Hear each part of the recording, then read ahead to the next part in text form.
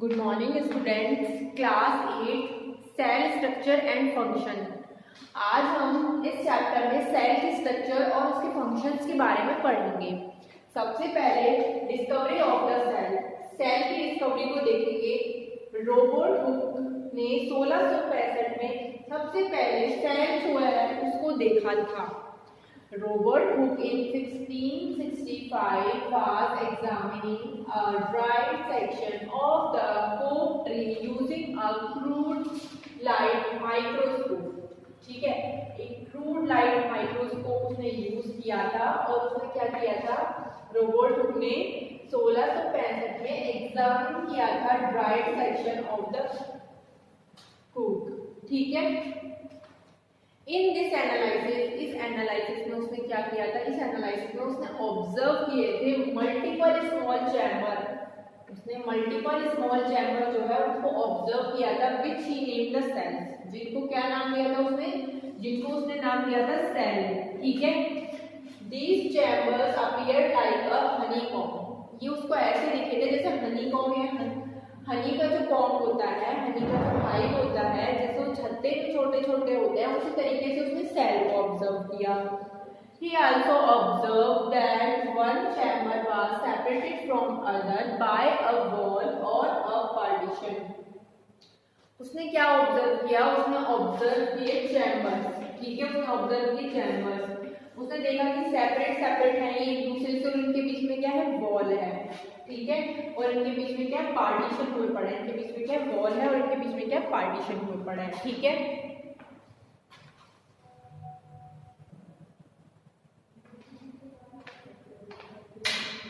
The egg of a hen represent a single cell and is big enough to be seen by the unaided eye। जो hen का जो egg होता है वो represent करता है एक सिंगल सेल को। किसको रिप्रेजेंट करता है, वो एक सिंगल सेल को रिप्रेजेंट करता है। एंड इज बिग इनफ, और इतना बड़ा होता है कि उसको अनएडेड आई से देखा जा सकता है। उसके बाद हम देखते हैं organisms show variety in cell number, shape and size. Organisms जो होते हैं वो वैरायटी शो करते हैं cell in cell number, shape और साइज में। सेल के नंबर में, शेप में और साइज में कौन वैरायटी शो करता है, ऑर्गेनिजम्स। ठीक है, living beings show a large variation in number of cells. Living beings जो होते हैं वो शो करते हैं लार्ज वेरिएशन, बहुत ही ज्यादा लार्ज वेरिएशन शो करते हैं सेल्स के अंदर। They are of different shape and sizes. वो क्या होते हैं, they are of different shape, different shape के होते हैं, डिफरेंट साइज के होते हैं। They use microscope which magnify object. ये क्या है, माइक्रोस्कोप यूज करते हैं जिससे क्या होता है, मैग्नीफाई होता है ऑब्जेक्ट का। ठीक है, दे यूज माइक्रोस्कोप्स। वो क्या यूज करते हैं, वो माइक्रोस्कोप्स यूज करते हैं विच मैग्नीफाई ऑब्जेक्ट, जो क्या करते हैं, ऑब्जेक्ट को मैग्नीफाई करते हैं। ठीक है, आगे देखेंगे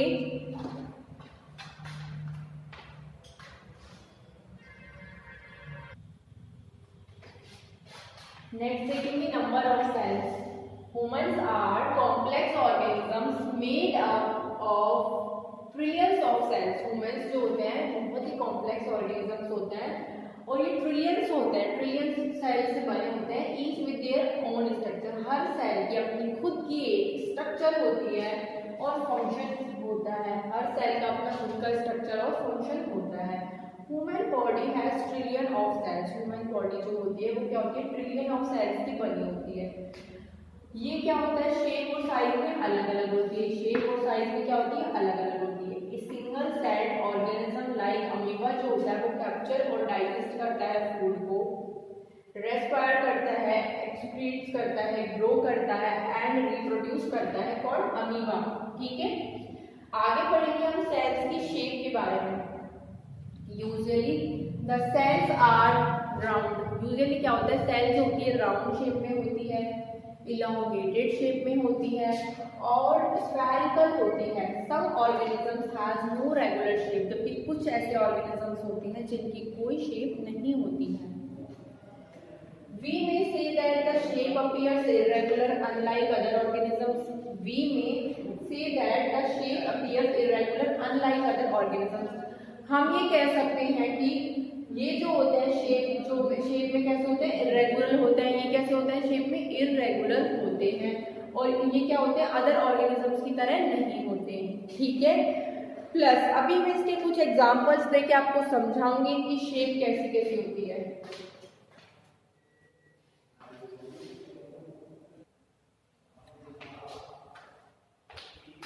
Observe the projection of very fine lines projecting out of its body.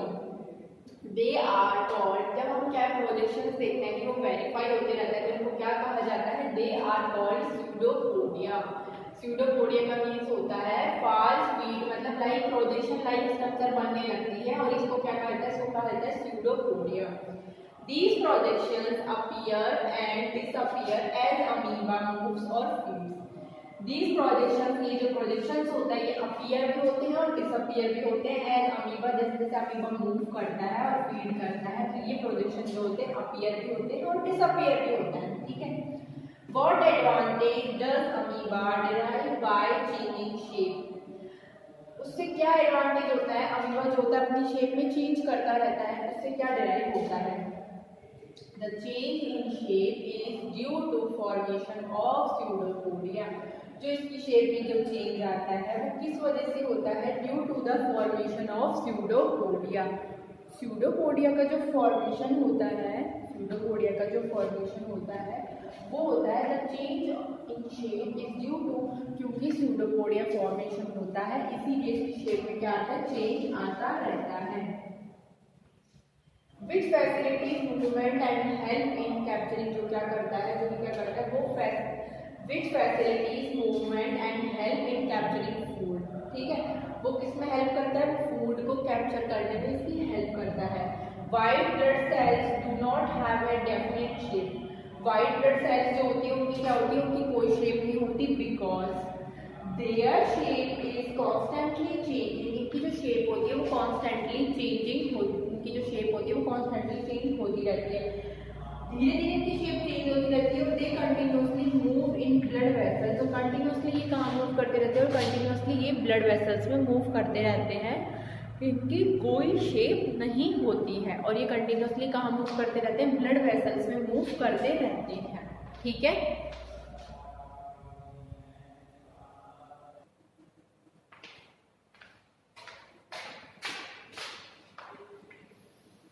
Generally cells are round, spherical और इलोंगेटेड। जनरली सेल्स जो होती है वो क्या होती है, राउंड होती है, स्फेरिकल होती है और क्या होती है, इलोंगेटेड होती है। ठीक है, some cells are long and pointed at the both ends. Some cells, कुछ सेल्स जो होती है वो क्या होती है, लॉन्ग होती है और कुछ क्या होती है, पॉइंट होती है, दोनों एंड से क्या होती है, पॉइंटेड होती है।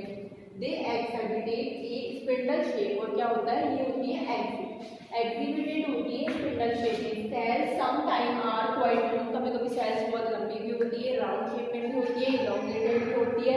Some are branched, some are branched like the nerve cell और अ न्यूरॉन। सम आर, कुछ कैसी ब्रांच्ड होती है, कुछ ऐसी ब्रांच होती है लाइक अ नर्व सेल, एक नर्व सेल की तरह क्या होती है, वो ब्रांच्ड होती है और एक न्यूरॉन की तरह। The nerve cell receives and transfer message, जो नर्व सेल होती है वो क्या करती है, मैसेज को रिसीव करती है और ट्रांसफर करती है मैसेजेस को। ठीक है, thereby helping to control and coordinate the working of the different parts of the body. thereby क्या होता है, फिर क्या होता है कि ये जो होती है कंट्रोल करती है और कोऑर्डिनेट करती है working of the different parts of the body. Different parts जो होते हैं बॉडी के जो वर्क करती हैं उसी तरीके से ये भी क्या करती है, ये भी कंट्रोल और कोऑर्डिनेट करने में क्या करती है, आपस में वर्क करती हैं। ठीक है,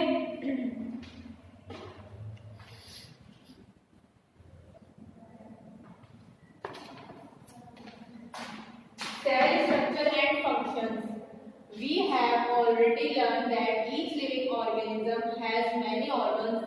We have, हम सबको पता है कि जितने भी लिविंग ऑर्गेनिजम्स होते हैं इनके अंदर क्या होता है, बहुत सारे ऑर्गन्स होते हैं।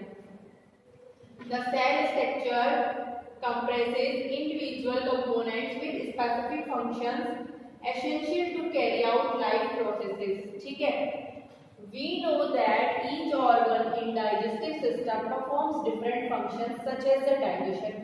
We know that, हम सबको पता है कि each organ, जितने भी organ होते हैं digestive system में वो perform करते हैं different functions such as the digestion, assimilation and absorption. ठीक है, सिमिलरली कुछ डिफरेंट ऑर्गन होते हैं प्लांट के, वो परफॉर्म करते हैं कुछ specialised functions. For example roots help in the absorption of water and minerals. अगर हम एग्जांपल देखें तो जो रूट होती है वो हेल्प करती है किसमें, अब्जॉर्प्शन में। एक तो अब्जॉर्प्शन में और किसमें, वाटर में, absorption of water and minerals, मतलब वो इसे वाटर को अब्जॉर्ब करती है और फिर दूसरा क्या, मिनरल्स में भी हेल्प करती है। तो इस तरीके से हमने क्या देखा, हमने देखा कि सेल की स्ट्रक्चर और फंक्शंस कैसे काम करते हैं। इसमें हमने देखा कि सेल्स जो होती है उनकी स्ट्रक्चर हर एक लिविंग ऑर्गेनिजम्स के अंदर डिफरेंट होती है, ठीक है। फिर उसके बाद देखो, the cell structure compresses individual components with specific functions essential to carry out processes, ठीक है। We know that each organ in digestive system performs different functions. हम सब जानते हैं कि जो हमारा जो ईच ऑर्गन है, वो डाइजेस्टिव सिस्टम को परफॉर्म करता है different functions like as digestion, assimilation and absorption, ठीक है। सिमिलरली डिफरेंट कुछ ऑर्गन्स होते हैं प्लांट के, उनको परफॉर्म करते हैं कुछ स्पेशलाइज्ड फंक्शंस। वो क्या, कुछ स्पेशलाइज्ड फंक्शंस को परफॉर्म करते हैं। For example roots help in the absorption of water. For example के लिए रूट जो है हेल्प करती है वाटर के अब्जॉर्प्शन में और मिनरल्स में, ठीक है। आगे देखेंगे,